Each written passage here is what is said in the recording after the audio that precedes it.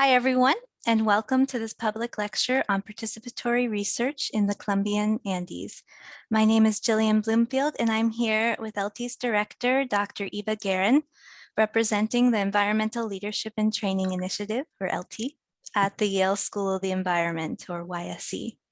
This lecture is part of a master's level course at Yale, sponsored by the Champion Fund of the Yale School, the Yale Forest School at YSE. And the course is entitled Engaging Landholders and Communities in Conserving and Restoring Tropical Forest Landscapes. And we're very grateful to the Champion Fund and the Yale Forest School for their excitement to bring this lecture to a broader global audience. So today's presentation is entitled Participatory Research as a Long-Term Multi-Generational Strategy for Engaging Smallholder Communities in On-Farm Restoration in the Colombian Andes.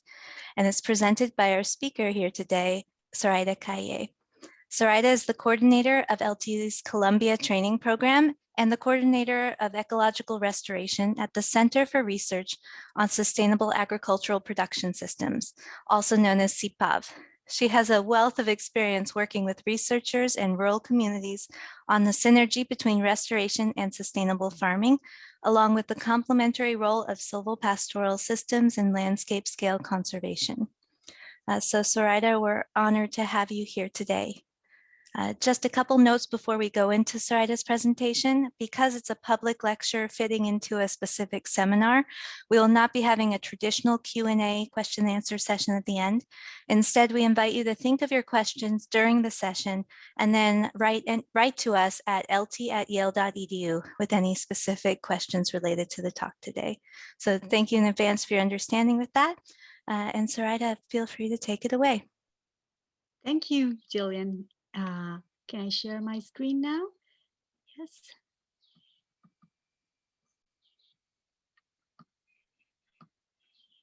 Okay, so I'll try to make a 45-minute summary of a 30-year experience. Let's see how it goes. This presentation has many co-authors, including the few that I was able to name in this first slide. So please keep in mind that this is the result of a collective work. And I would like to start with this quote from our Nobel Prize laureate, Gabriel Garcia Marquez, which is an invitation, a call to open our minds to other ways of seeing and understanding the world. He wrote, "The idea that science only concerns scientists is as unscientific as it is unpoetic to pretend that poetry only concerns poets." In this presentation, I'm going to make a very brief introduction on what conventional, research looks like in conventional agriculture as compared to the agroecology paradigm. Also very short about restoration that research that informs ecological restoration. I'm going to introduce CIPAV and participatory research, and then I'm going to focus on a case study of the collaboration between CIPAV and a smallholder community in the Western Andes of Colombia. And I'm going to finish with some reflections on participatory research. So, research done in the context of conventional agriculture has been described as a linear and one-way innovation pipeline. Its output is basically top-down transfer of technology. Technology is developed in the controlled environment of research stations, is passed to agricultural advisors who then pass it on to farmers. And farmers have very little control over development and management of this technology. The technologies that are transferred are uniform and standardized. They are supposed to work almost everywhere. And this standardization routinizes the activities of farmers. But we all know that conventional agriculture and its top-down model of innovation are closely linked to our current environmental crisis. And this type of research and its green revolution practices have failed in the context of resource poor areas, which are much more prone to risk and are characterized by uncontrollable conditions. So for developing innovations that should address environmental risk and uncertainty, we need inclusive ways of knowing and doing. And this is why I want to introduce the agroecology paradigm, a practice of science with people. In contrast to conventional agriculture, agroecology promotes agroecosystems that maintain productivity through ecological processes instead of external inputs. And agroecology applies a systemic approach to understand the relations between living organisms and their environment. Agroecology promotes practices that fit local contexts, foster the autonomy and skills of local communities, use local resources, including the ingenuity and creativity of farmers. So as you can see, the word local is key to this practice of doing science with people in the context of agroecology. In agroecology, farmers are expected to manage their resources directly and to become engaged in the governance of agricultural knowledge and innovation systems. And participation is a core concept of agroecological research and extension.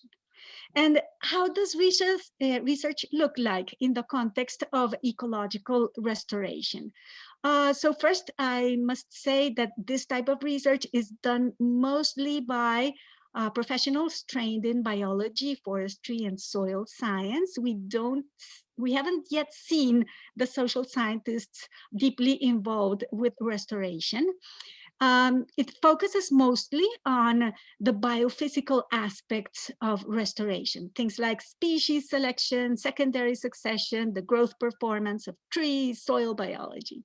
And for many years, the term restoration was closely linked to the very strange term abandoned lands.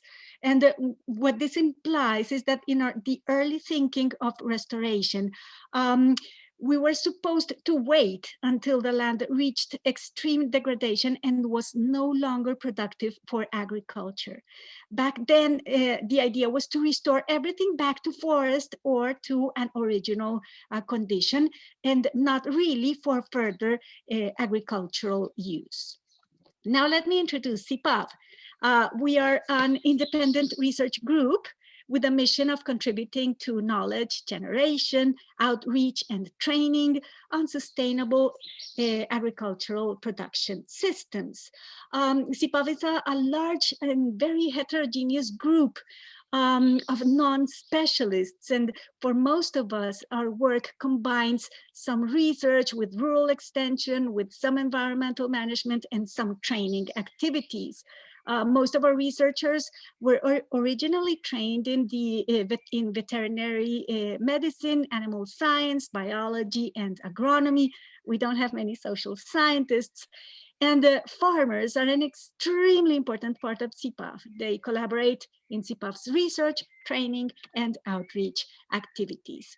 So when we do research in collaboration with farmers, this means that our research integrates the constraints that are faced by real operating farms. CIPAV focuses on 4 knowledge areas, which are sustainable livestock production, ecosystem services, water-based systems, and ecological restoration. Now, let me introduce participatory research, also known as interdependent science, or the practice of doing research together.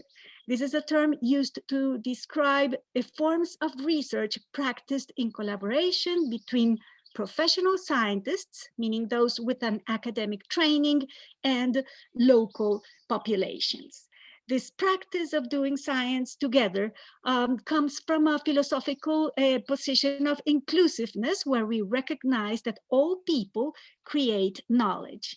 Scientists are very good at answering certain types of questions. People with different types of knowledge are good at answering other types of questions, but there are some questions that we can best answer in collaboration. A key element of participatory research is local knowledge, which has been described as a system of embedded expertise. And the accuracy of knowledge systems, including local knowledge, indigenous knowledge, and ethnoscience, has been very well demonstrated in different sciences, such as forestry and agriculture and wildlife management. But unfortunately, very few scientists know or admit the local origin of scientific knowledge. And maybe this is one of the reasons why farmers are good researchers, but they have a great limitation. They don't bother taking notes. Most farmers are trying new things all of the time. A good example of this is a farmer that I know well, Jesus Gomez from Cali. He has a very original farming system.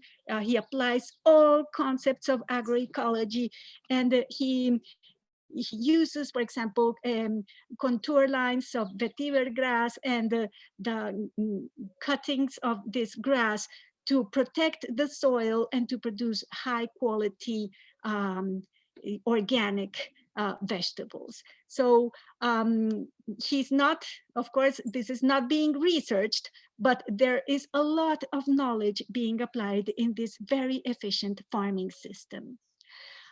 We are faced with a great challenge. We want to produce healthy food while enhancing livelihoods, climate change resilience, and ecosystem services. So this means that we have to work simultaneously in conservation, restoration, and sustainable land use. So now let's start with the case study of Los Sainos watershed. This is a story of collaboration between CIPAV and this smallholder community, relation of friendship that has taken place during 30 years and that involves lots of participatory research for sustainable farming and ecological restoration. The Los Sainos watershed is located in the western Andes of Colombia, right in the Pacific slope facing the Pacific Ocean. Many researchers from CIPAV and community members have been involved in different types of projects trying to address two main challenges. First, food insecurity, and second, the loss of water regulation closely related to deforestation. So this is the watershed. It is located above 1,600 feet, 50 meters above sea level in the humid premontane tropical forest. It has a total area of 391 hectares. It has a population of 75 rural families, and farm sizes go from 0.26 to 8 hectares. So they are all small or very small rural properties. There are some important events that we must, that are important as a context to understand this story. Back in the 1970s, this rural community was very successful with fruit monocultures, especially of the species that you see here, Sipomandra betacea, or tree tomato. During that decade, they cut down a lot of their forest, and they even eliminated their food crops to plant more of these really successful fruits. But unfortunately, in the 1980s, there was a massive failure of the tree tomato monoculture. And since the peasants had eliminated their food crops, they had a very hard food security crisis.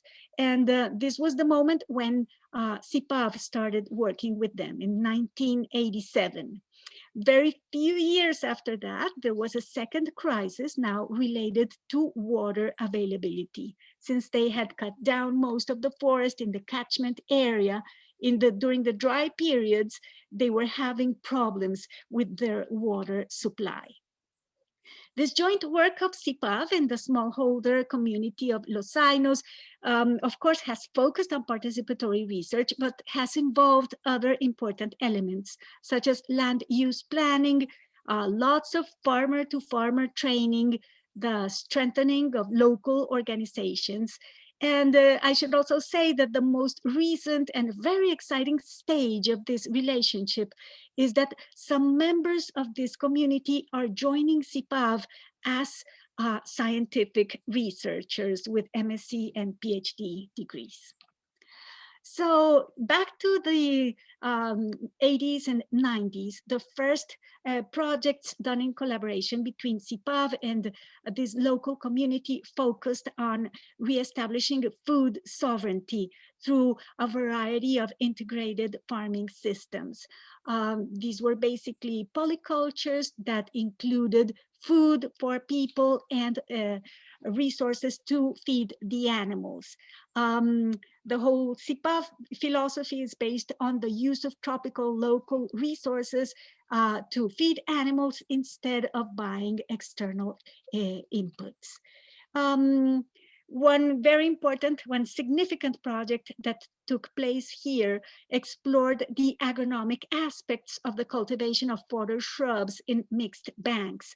Before that, rural people used to have small lines of fodder shrubs to feed the animals, but never an intense plantation that would be able to provide a large amount of food predictably for their animals. So together with this community, some CIPAV researchers studied the productivity, management, and diversification of these mixed fodder banks. Tiberio Giraldo was a very important leader of this community, and he liked to call his polyculture the home garden for food security of humans and livestock. With time, Tiberio began to observe that some valuable timber species were regenerating within his polyculture. So we really saw the transformation of this home garden into a very interesting agroforestry system. A few of the early projects were related to vermicompost production as a strategy for recycling the animal manure and obtaining high quality fertilizer for the polycultures and agroforestry systems. These projects were also focused on providing water at the household scale. This included very simple technologies such as water harvest in the roofs, small ponds and tanks, and slow sand filters to obtain clean household water.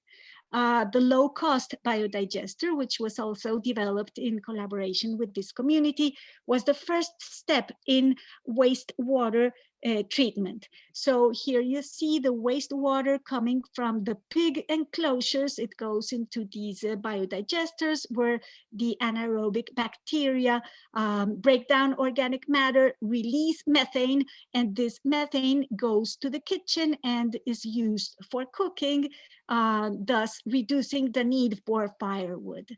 After the biodigester, the wastewater flows through water decontamination channels where aquatic water plants remove nutrients and contribute to break down the organic matter that is still dissolved in the water. As you can see here, this is the same, these are the same channels with the water, with the plants already grown. So they are removed, used as green manure, or in some cases used, fed directly to chickens and to other animals.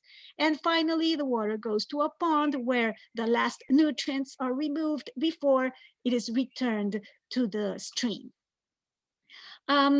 This community has a long history of participatory restoration, and their main motivation was to secure, to ensure a predictable water supply.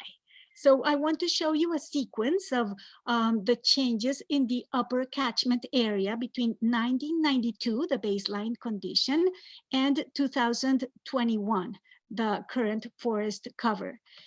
This is how the forest looks now. It is not, of course, a mature old growth forest, but it does have very interesting biodiversity, including, for example, the endemic Andean bird Chlorocrisa nitidissima, endemic from the Andes of Colombia, and this beautiful Dasyprocta punctata. And another very interesting recent study showed that there is a large diversity of bat species that are using this second growth area. So it is already a suitable habitat for a significant part of the region's biodiversity. The restoration of the catchment area was complemented with riparian corridors. So the community fenced 1,200 meters of riparian strips. These are 60-meter wide in the upper catchment area and 20-meter wide in the lower part of the stream. So here we can see the original forest cover and the two restored riparian buffers. So as you can see, the total forest area has been significantly increased as a result of the community restoration activities. This is the watershed once more. And here in red, we are seeing the protected forest fragments with a total area of 95 hectares. And the new community-owned conservation areas that in process of being declared native reserves with a total area of 19 hectares, which compared to the size of the rural properties is a significant conservation area.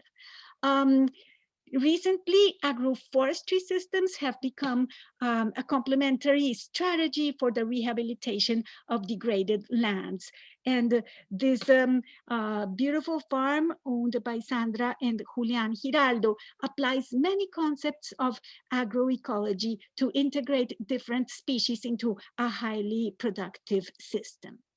One interesting thing about this case study is that this community was already working in forest and landscape restoration long before this term even began to be used, because we were deliberately trying to integrate agroforestry with the restoration of riparian forests and agroecology-based farming systems. The whole process, the 30 years of this process, can be described as a continued dialogue of knowledge that, of course, involves research, but also different farmer-to-farmer training activities, farmer exchange tours, and the small nature reserve conservation initiatives. During these years, 3 community organizations have become strengthened. This includes CIPAV, which an organization that joins the adult farmers, Friends of Good Flavor, the women that work in processing of local food, and the Heirs of the Planet that guarantee the generational exchange of all of these efforts. This table compares the 1993 to 2013 situation in this community. For example, the fragmented forests are now connected, and they have become enriched with late successional species. Drinking water, which was not enough for 25 families 30 years ago, is now sufficient for more than 75 families. The monocultures have been transformed into agroecology and agroforestry-based farming systems. And the low participation, now we have a different situation with 3 community organizations, lots of participatory research and participation in different ecological restoration and sustainable production activities. So this is more or less how the watershed looks today. And here you can see the integration of the conservation activities, the restoration of the catchment areas and the riparian buffers, and all of this complemented with the use of agroforestry systems to rehabilitate degraded lands, some families transitioning to more sustainable land use practices. But of course, we live in an imperfect world, so we also see some unsustainable land use practices in farms of new landholders who still have some extensive cattle ranching and the very destructive form of avocado monoculture plantations. I would like to briefly discuss the role of local co-researchers and their process of training. Co-researchers are members of communities where the research and development projects take place. Their involvement seeks to contribute to their personal and scientific training. They collaborate in field sampling and monitoring, data collection, experimental design, and outreach, and writing books and manuals and making videos and all of these things. Many of them are college students interested in nature conservation. And we try to look for young people with a great capacity for observation, with patience, and very honest people, full of rigor in data collection. That is something that is very important for people who are involved in this type of research. They make very important contributions to research projects, for example, related to the local knowledge on the history of the place, the ecosystem dynamics, the plant-animal interactions. They give us the opportunity to collect data continuously. And here I want to stress the fact that much of this research was done during a period of extreme social conflict and violence in Colombia, when sometimes we could not go out to the field. So the fact that we had local co-researchers allowed much of the research to continue, even in spite of the difficult situation. They also make important contributions in terms of practical talent in things such as replacing high-cost equipment with local materials and technology. But the co-researchers also benefit from this experience. They obtain financial support for further study. They learn through the close interaction with the researcher. They have the opportunity to build values, build things such as discipline, will, observation capacity, their scientific skills. And they gain tools that become useful in their training, either as teachers, community leaders, or in some cases as scientific researchers themselves. We have an interesting debate with many social scientists who believe that research with communities should apply special methods. We have a different approach. We think that the method is the scientific method, which is a very powerful tool.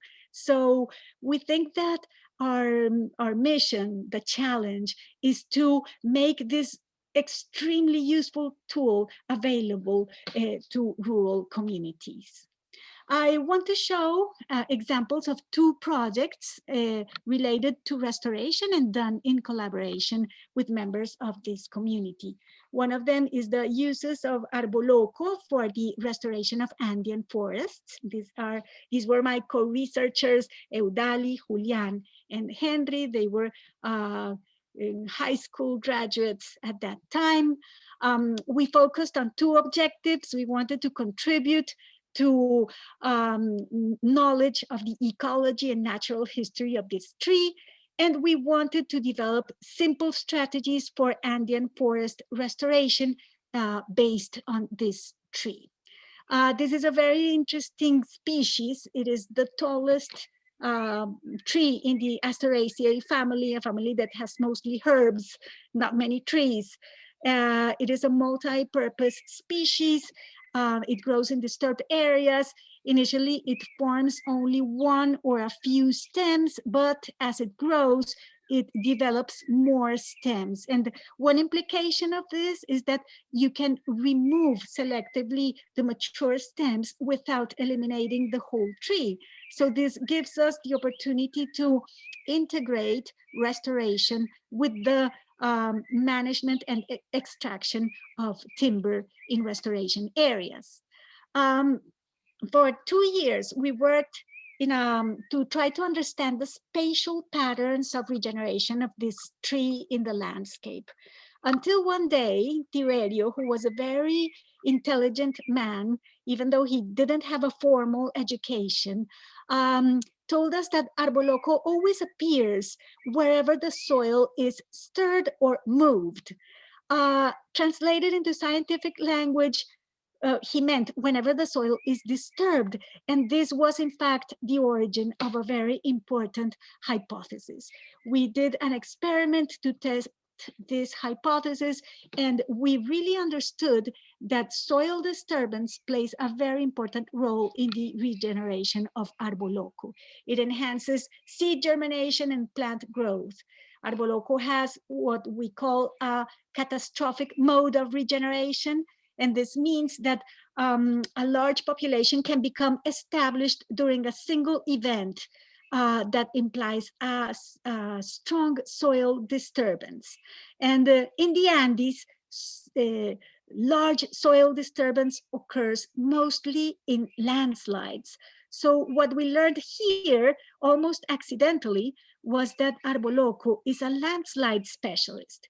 And this little piece of knowledge has become extremely useful because today the CIPAV restoration group specializes in restoring areas affected by landslides.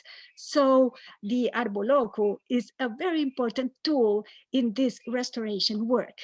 We also developed a second low-cost application that consists in planting strips of arboloco parallel to forest edges, following the edge contour, to accelerate the recovery of the forest in the adjacent pasture. So this has the effect of facilitating the regeneration of different tree species in this strip. This means that we can use arboloco regeneration to expand the area of forest fragments at a very low cost. For example, this is a live fence established through direct seeding on a strip of disturbed soil. Really, really low cost restoration strategy. This is a riparian forest restored by managing the regeneration of arboloco. The second project that I want to focus in is the identification of native species for Andean forest restoration. This was a project done in collaboration with the Heirs of the Planet group, the teenagers and children. So these they were trained to do basic phenology observations of leaf exchange and flower and fruit formation. They made observations on Saturdays. They formed groups. Each group chose a species that they wanted to study. And after 18 months, they came with these really beautiful and amazing phenology data for different species. This is an example of clavija, very little known understory tree. And this study was one of the, perhaps the first study on the ecology of this species. These are the results for clavija that show the different patterns of the female and male trees. Another group studied a very interesting tree, Chrysoclamis dependens. They also obtained very interesting data. And yet another group chose a very difficult species, a pioneer tree with really small flowers and fruits. And they made these very patient and exact flower counts.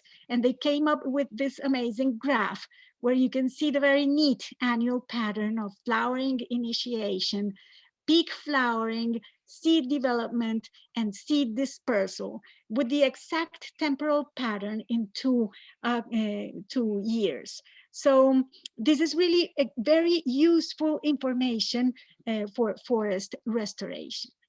This made us think a lot about the role of phenology as a learning exercise and a topic for participatory research. Doing this phenology gives you very important life lessons. It teaches you a lot about patience. You have to wait for little changes to occur. It gives you a sense of admiration for nature, and it helps you build your discipline and concentration. These are things that we all need, but especially the younger generations. Now, I would like to comment on things that are required for participatory research. Participatory research demands a special attitude from external researchers. This interdependent science is possible only when researchers respect local knowledge and are able to treat local people as colleagues in the generation of knowledge. And this respect is very closely related to humility. It requires openness and willingness from the researcher to interact with local people as equals, which of course means things like sharing physical work and the accommodation facilities and the food with the local people. There is also a very interesting relationship between participatory research and empowerment. Empowerment can be defined as the process through which individuals and social groups recognize, value, and use their own knowledge, skills, and power to participate in the process of making decisions that affect their lives and their work. But it is important to say that researchers do not have the explicit goal of empowering communities. It is the research process itself that is empowering. And I really like to use this example of empowerment in this small community. In 1994, they received a $500 donation. And instead of spending the money, they decided to create a small fund to provide small loans for initiatives related to water conservation. 10 years later, they received an additional $4,500. And so far, these $5,000 have been able to support 80 small projects in this community, and the fund is still there working, and the people always give the money back. So this is a very important option for rural communities that do not really have good access to bank loans. Another thing that is very important to say is that participatory research can validate the knowledge of women, and that through participatory research, some women realize that male dominance is not inevitable, and that they can think, speak, and act for themselves. And I cannot stress enough how important this is in Latin America. But of course, there are some disadvantages of participatory research, and these, I would say, are the main ones.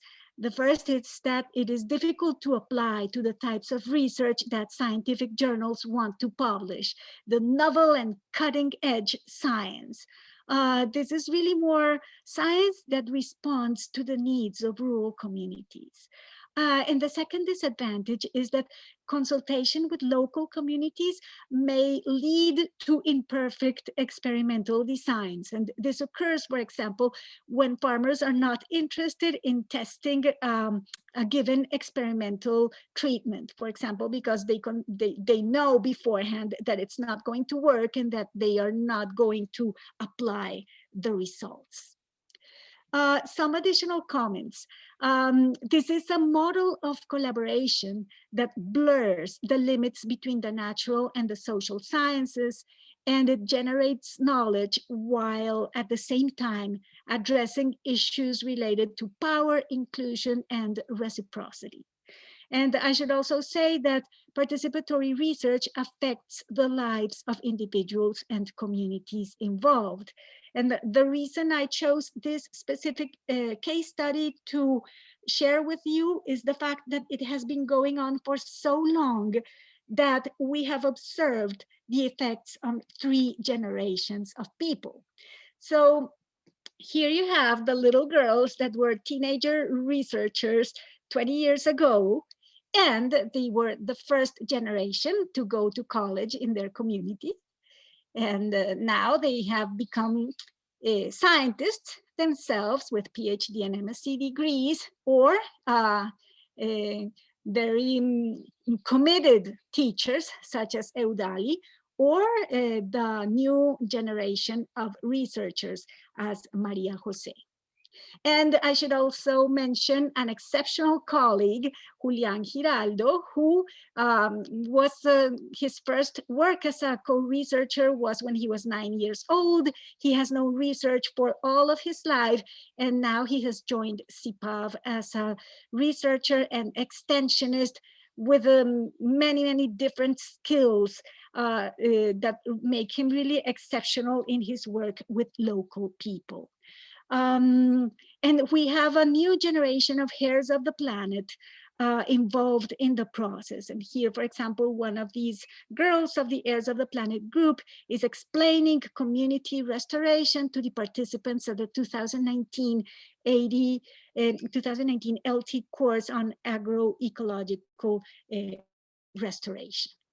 I asked Eudaly to share some reflections of unintended consequences of participatory research in her community, and she highlighted these: the appropriation of the methods of agroecology and restoration, higher valuation of the land, the enhanced self-esteem of farmers, and the fact that there now is a generation of young and enthusiastic children who are eager to learn and to do new things for their community. And Julián highlighted the following things: the shifting power relationships toward equal opportunities, young innovators, researchers, and professionals, very active generational exchange, the sovereignty in natural resource management, improved livelihoods and permanence in the land, and opportunities for collective work, for collective learning. And I would like to end with this quote from Ramiro Giraldo, who was one of the first researchers involved in, one of the first local people involved in this process. And he defined what it means to be a campesino, or a peasant. And these are his words: peasants are people who live in the countryside and rely on the outcome of hard and constant work. Rooted in the land and with a great sense of belonging, we put into practice lessons that have been transmitted to us for generations. We carry ancestral knowledge that may seem rustic today, yet continues to sustain society. We are attached to our families. With unity and patience, we face daily work that exhausts the body, but not our illusions and our desire to improve. And this last quote is from Gandhi: innovation in its purest form is that which arises from need. Now, some scientists are concerned about the quality of the data that come out of participatory research. So I just want to share this small example with you. The data set on the phenology of arboloco that we developed with the co-researchers from this community was at a certain time, the most detailed data set of the fecundity and phenology of a tropical Andean tree.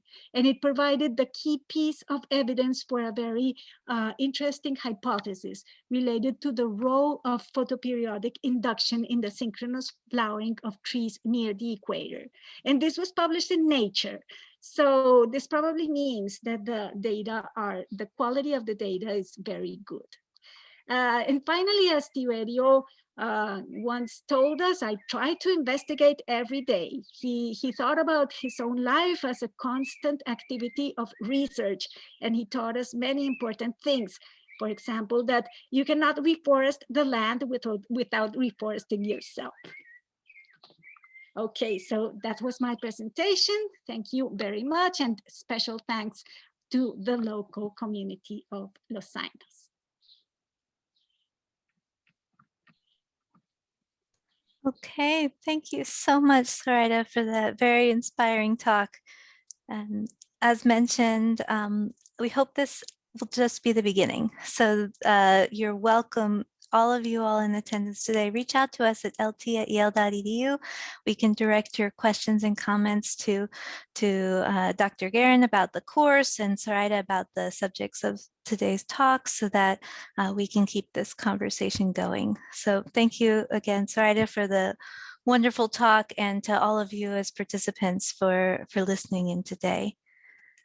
So we want to share just a few more things, opportunities to learn more before we close the session officially.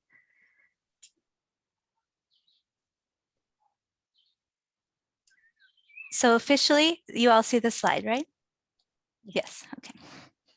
So officially, this is part of two presentations. This is the first of two presentations that we're so grateful again to the Champion Fund for allowing us to make open to the public as part of the seminar taught by Dr. Guerin for YSE students. So next week, we'll have the role of community associations to scale on-farm restoration or agroforestry restoration practices in Panama's Azuero Peninsula. And that's presented by Jacob Slesser, coordinator of LT's Panama program. So I'll put in the chat the registration information for that. And we hope that you can join us then as well. So I'm putting that in right now. So come to that talk. Also, we have an upcoming course that is led by a lead instructor, Zoraida Calle, and featuring a lot of the different people that she mentioned in the presentation, as well as many other people at LT and CIPAV and beyond, on sistemas silvopastoriles, or in English, silvopastoral systems. So this is an LT online short course that will be in Spanish, offered in June, and the applications are currently open. So I'm going to put in the chat if you're yourself or anyone you know who would be interested in the theme and learning from a short course in Spanish on silvopastoral systems, we'd love for you to sign up. And with that, we want to thank you and say take care, reach out to us for more information, and hopefully we'll see you next week. Here's a lot of information about our contact if you would like to be in touch for more information. Thank you.